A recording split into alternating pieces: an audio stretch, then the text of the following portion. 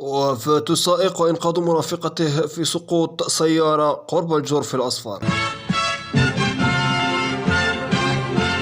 توم بريس سلام الله عليكم. لقي سائق السيارة نوعية خفيفة مصرعه وأصيبت سيدة كانت ترافقه إصابات خطيرة إثر سقوط سيارتهما من أعلى الجرف الصخري المحاذي لميناء الجرف الأصفر. كان الضحية ومرافقته صباح اليوم في نزهتهما الصباحية، حيث توقفا على مشارف الحافات الصخرية للاستمتاع بمنظر البحر وجمال المكان، إلا أن الفسحة كان مقدرا لها أن تنتهي نهاية مأساوية غير متوقعة. ويعتقد أن يكون سقوط السيارة من أعلى الحافة لتستقر فوق الصخور ناتج عن خطأ فني ارتكبه السائق الذي كان يرغب في تحريك السيارة إلى الخلف دون التأكد من حركة ناقل السرعة، فانطلقت إلى الأمام لتنزل من أعلى. هذا وقد حلت مصالح الدرك الملكي والسلطات المحلية والوقاية المدنية بعين المكان، حيث قامت بانتشال السيدة ونقلها إلى قسم المستعجلات، فيما جرى نقل جثة الضحية إلى مستودع الأموات بالمستشفى الإقليمي محمد الخامس بالجديدة، كما تم قطر السيارة بعد انتشالها